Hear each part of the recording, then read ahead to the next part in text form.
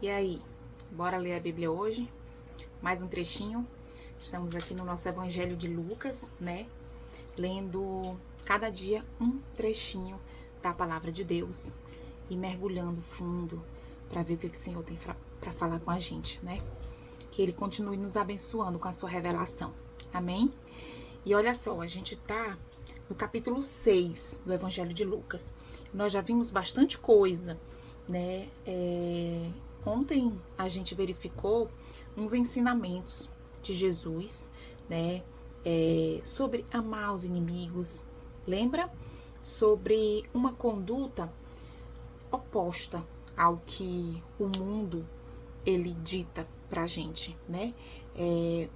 Parece até que é uma bobagem, é até curioso, às vezes a gente se pergunta, eu tenho que ser tolo? Deixar os outros me baterem? Deixar os outros levarem o que eu tenho?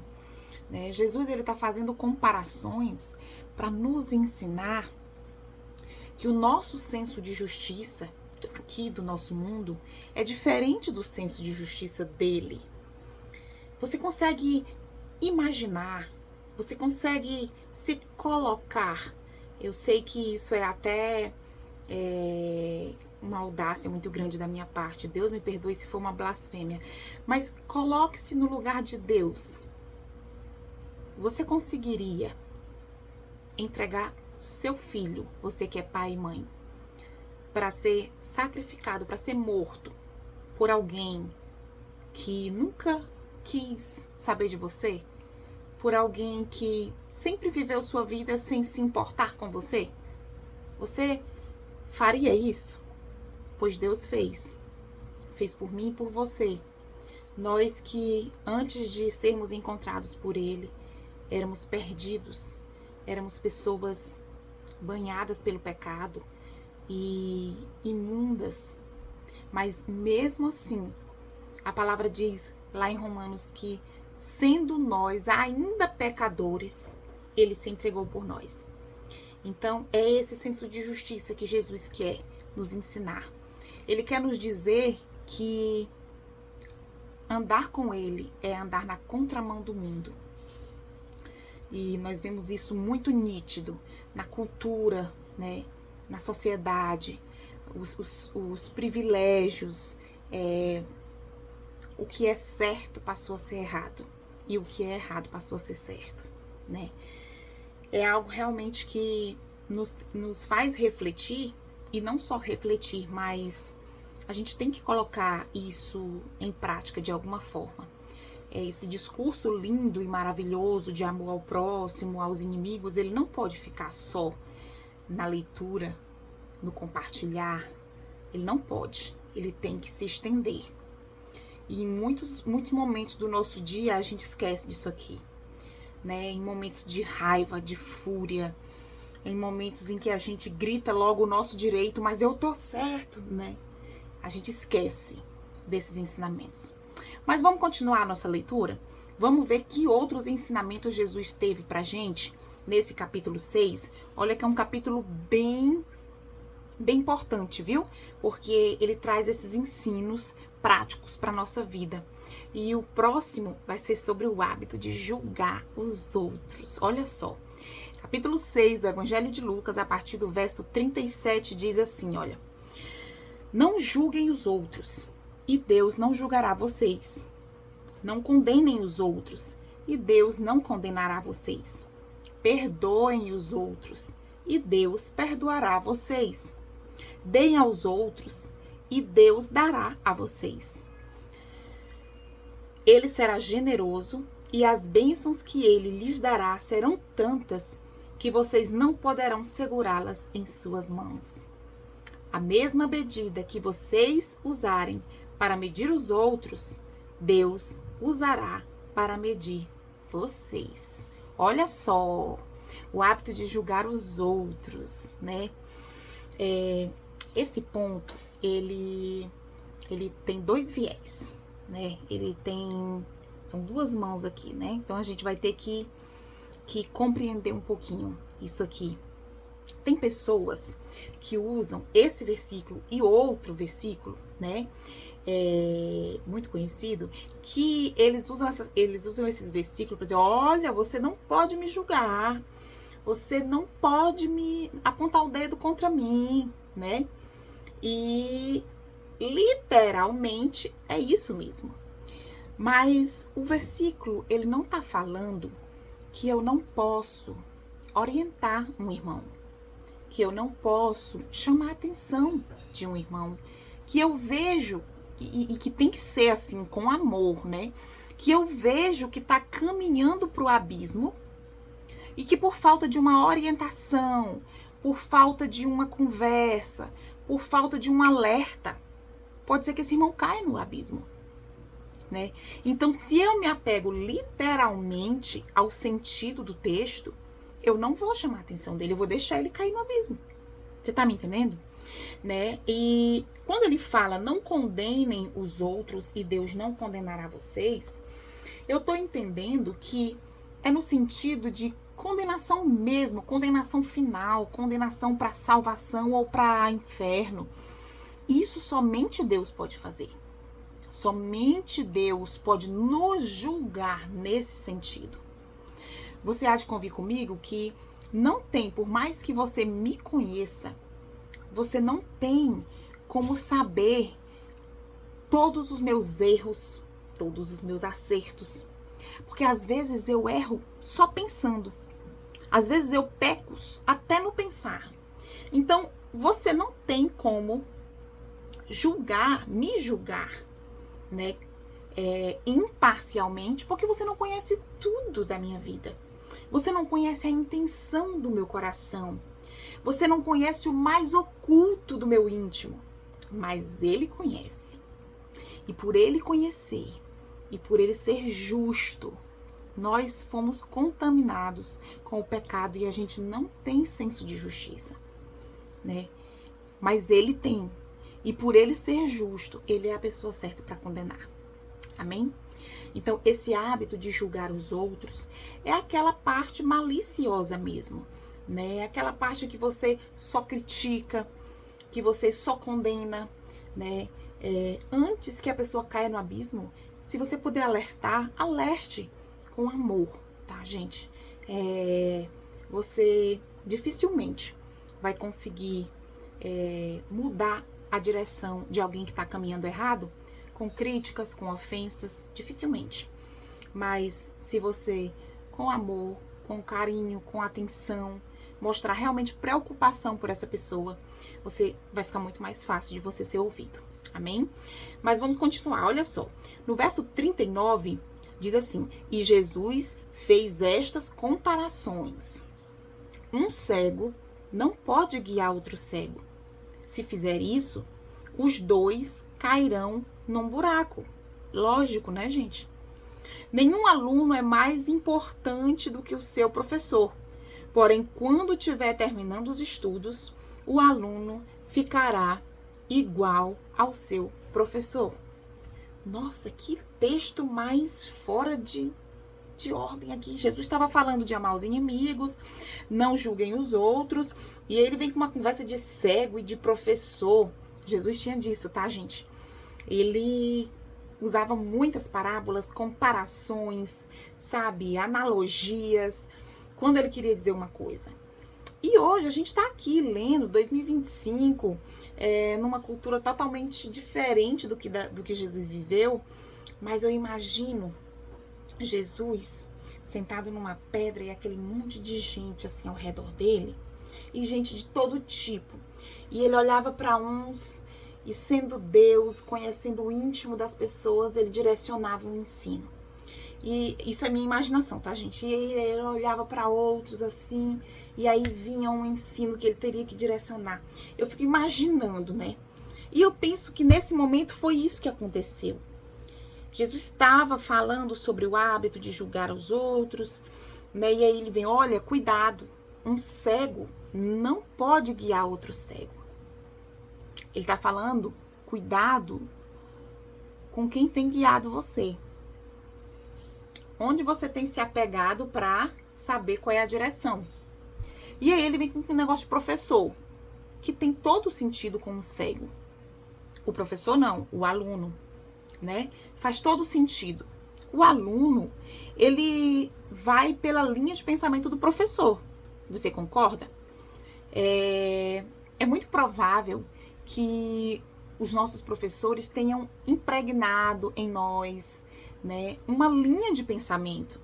Os professores a gente admira, né? Então, o que Jesus está dizendo aqui é sobre quem é o teu guia. Em quem você tem se espelhado. E você não tem problema nenhum em você ter um guia, em você se espelhar, desde que esse guia não seja outro cego igual você e desde que você continue crescendo, para que você não precise ser guiado a vida inteira. Ele fala que se ambos forem cegos, cairão no buraco. E ele diz que o aluno, terminando seus estudos, ficará igual ao seu professor, né? Então, nós precisamos, nesse mundo, de exemplos, de pessoas em quem a gente se espelha, né? E o mundo tá... Eu acho assim que na época de Jesus, se ele já disse isso naquela época, gente, se Jesus soubesse de um negocinho chamado YouTube, nossa, eu não sei se eu já tô atrasada falando isso, se já não é mais, se não é o TikTok ou alguma outra coisa que eu não uso, mas o YouTube, eu vou tirar o parâmetro pelo que eu uso. Gente, o que tem de asneira no YouTube, especificamente sobre a palavra de Deus, não, é muita coisa, muita coisa. Então nós precisamos ter sabedoria para o que a gente está ouvindo. E o nosso ouvido, ele coça por ouvir coisas agradáveis, né? Coisas suaves. Coisas que nos dizem que nós estamos no caminho certo. Vamos conseguir. Deus é conosco, né? O que não está errado. Mas nós precisamos de equilíbrio até no que a gente ouve. A gente precisa encarar a realidade da vida, né? Deus está conosco sim, a todos os momentos. Mas nós também precisamos ouvir o lado ruim de quem nós somos. Nós precisamos ser confrontados para a gente melhorar. E especificamente sobre a palavra de Deus, tem muita coisa ruim na internet, né? Então, nós precisamos ter esse cuidado. E qual é a melhor fórmula, Francisca, para eu não ser enganado? Tá bem aqui na sua frente. A palavra de Deus. Se você conhece, na hora que um camarada começar a falar asneira lá no vídeo do YouTube, você vai desligar na mesma hora. Porque aquilo vai te incomodar. Porque você conhece a verdade. Amém? Vamos para frente? Olha só, no versículo 41, diz assim: por que é que você vê um cisco que está no olho do seu irmão e não repara na trave de madeira que está no seu próprio olho? Como é que você pode dizer ao seu irmão: me deixe tirar esse cisco do seu olho, se você não repara na trave que está no seu próprio olho? Hipócrita, tire primeiro a trave que está no seu olho, e então poderá ver bem para tirar o cisco que está no olho do seu irmão. Aqui tá continuando aquele hábito ali de julgar os outros, né? Tem um link aqui, né? O que Jesus tá falando a mais do que o que a gente escutou aqui? E ficou bem claro, né? Jesus diz que não há nenhum de nós que não tenha pecado. Então, porque todos nós temos pecados, eu não posso estar apontando o pecado do outro. O que Jesus está falando aqui é que é da nossa natureza a gente apontar e criticar. E é muito fácil. Gente, isso é verdade, porque comigo é assim. É muito fácil e rápido identificar o pecado do outro. É muito rápido. E aí a gente olha pra gente e diz: não, eu já tô santo. Eu posso ser arrebatado porque eu tô procurando um erro em mim e não consigo achar, né? Geralmente é assim que acontece. E com as pessoas que eu converso, as pessoas mais íntimas ao meu redor, eu digo, olha, meu irmão, é o seguinte, se você quiser me ajudar, me fale alguma coisa que eu tô precisando melhorar. Ou alguma coisa que eu não fiz muito certo, um estilo, um jeito de falar, alguma coisa, né? Se você puder me orientar em algo que eu estou fazendo errado ou não estou fazendo muito bem e eu puder melhorar, me dê um toque. Isso é importante, gente, porque a gente tem essa trave nos nossos olhos de não enxergar o nosso próprio defeito. E às vezes a gente sabe que tem esse defeito, mas sabe aquele pecadinho de estimação que a gente não quer se desapegar dele? E a gente inventa N desculpas para continuar no erro? Nós somos profissionais em inventar desculpas para continuar no nosso erro. Por isso, pegando mais um gancho do cego aí, do guia, procure pessoas para caminhar ao seu lado, sinceras. E vou te dar um conselho. Quando alguém que realmente se importa com você lhe chamar a atenção por algo, eu sei que você não vai gostar, né? Ninguém gosta de ser chamado a atenção. Mas receba, vá para casa, mastigue aquilo ali, digere aquilo ali, ora, conversa com Deus. Senhor, fala comigo sobre essa situação. E eu tenho certeza que no dia seguinte você vai ter um outro entendimento, você vai receber de forma diferente, tá certo? Quando alguém te exortar, quando alguém te chamar a atenção, em vez de ficar dizendo, ó, irmão, tira a trave do teu olho. A gente usa esse versículo demais pra isso. Receba, tá bom? E quando você for falar sobre o erro, o pecado de alguém, se verifique se você também não tá com essa trave aí no olho, tá certo? Então vamos continuar falando do que Jesus está nos ensinando aqui.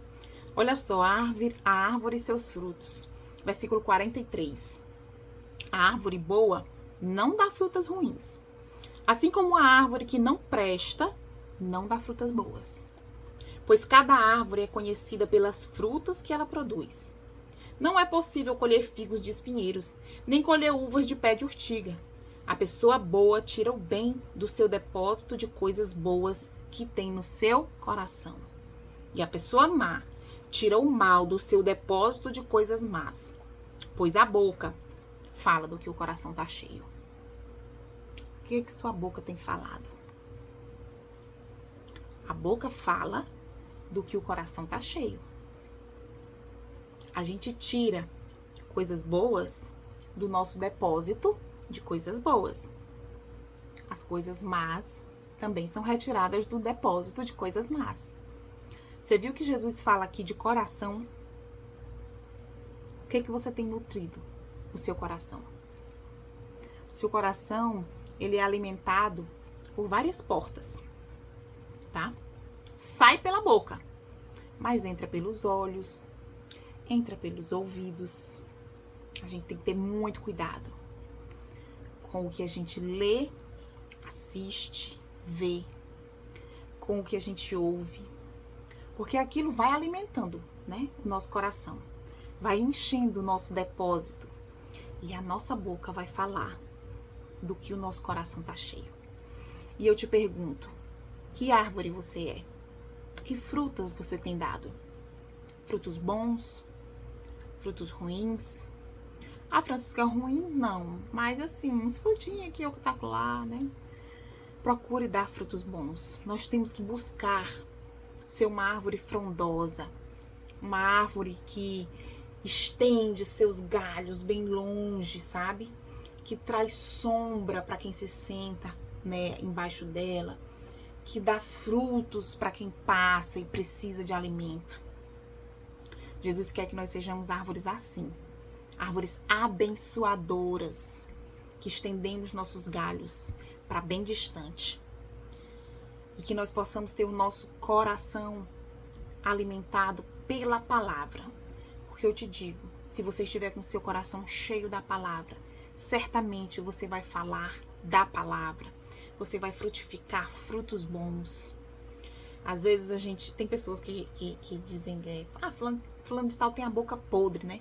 Fala muito palavrão, fala coisa indecente. Vê o que essa pessoa tem no WhatsApp. Vê o que essa pessoa curte no Instagram. É isso aí. Às vezes tem gente, fulano de tal só vive falando de fofoca, só dos famosos, de quem separou. Vê o que ela assiste. É só o que ela vê, né? É isso, gente. Não tem segredo, não tem escapatória. A boca fala do que o coração tá cheio. Pensa nessa frase, fica com ela durante o resto do dia e medita nela. E para encerrar, nós vamos falar aqui de uma parábola dos 2 alicerces, que eu amo, é muito importante. Já estamos com 20 minutos, mas eu vou falar dela pra gente encerrar o capítulo 6. Preste atenção, verso 46. Por que vocês me chamam Senhor, Senhor, e não fazem o que eu digo? Eu vou mostrar para vocês com quem se parece a pessoa que vem, ouve a minha mensagem e é obediente a ela. Essa pessoa é como um homem que, quando construiu uma casa, cavou bem fundo e pôs o alicerce na rocha. O rio ficou cheio, as suas águas bateram contra aquela casa, porém ela não se abalou, porque havia sido bem construída. Mas quem ouve a minha mensagem e não é obediente a ela, é como um homem que constrói uma casa na areia, sem alicerce. Quando a água bateu contra aquela casa, ela caiu e logo ficou totalmente destruída. Nós estamos falando aqui de obediência. Tem gente que diz assim, essa parábola é sobre onde eu construo a minha casa, né? Não, é também, né? A gente tem que construir a nossa casa, a nossa vida espiritual na rocha firme que é Cristo. Mas as pessoas esquecem da palavra principal, que é obediência. E eu não construo a minha casa na rocha que é Cristo se primeiro eu não obedecer. Você vê que o construtor insensato, nós temos 2 construtores aqui, o insensato e o sensato. O construtor insensato, ele chegou, ele não cavou alicerce, ele foi construindo a casa, dali da areia para cima, só as paredes. O construtor sensato, ele cava bem fundo, ele faz um alicerce, e isso é sobre a rocha. E essa parábola fala da rocha que é Jesus. E nós temos construído tanto, né, gente? Eu não sei quem tá aí me assistindo, mas se você trabalha num trabalho secular, você deve ter sua família, sua casa para organizar, seus filhos, tantas tarefas, tantas coisas, sei lá. Só Deus para saber da sua vida, né? E você. Mas são tantas coisas que você tem construído, né? Sua vida financeira, seus estudos, quem sabe, seu trabalho. Tanta coisa, um patrimônio que você tem construído, uma reputação, você que tem uma pessoa que tem, sei lá, um certo status, ou precisa ter uma certa aparição, né? Mas, e a tua vida espiritual? Você tem construído ela? E se tem construído, onde você tem construído a tua vida espiritual? É importante que a gente fale sobre isso. É importante que isso venha, né, nesse nosso debate. Claro que nós estamos aqui num grupo de pessoas buscando construir uma boa vida espiritual. E eu creio que você, se não já está construindo, está cavando seus alicerces. E você está cavando no lugar certo. Não tô falando aqui do YouTube, tá? Eu tô falando da palavra, né? Busque cavar mais fundo. Busque pesquisar, estudar, entender.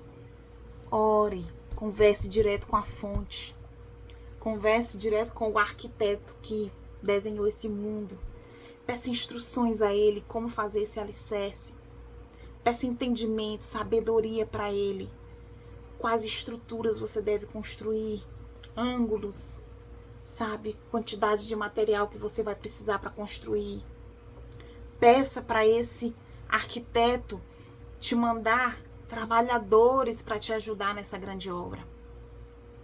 É sobre isso que esse versículo fala.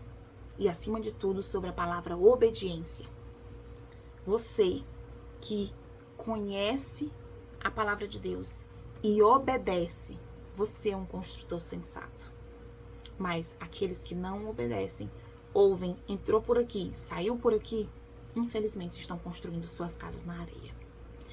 Então fica com essa palavra de hoje, que tem bastante insights para você meditar, né? Não esqueça da obediência, não esqueça de que a boca fala do que o coração tá cheio.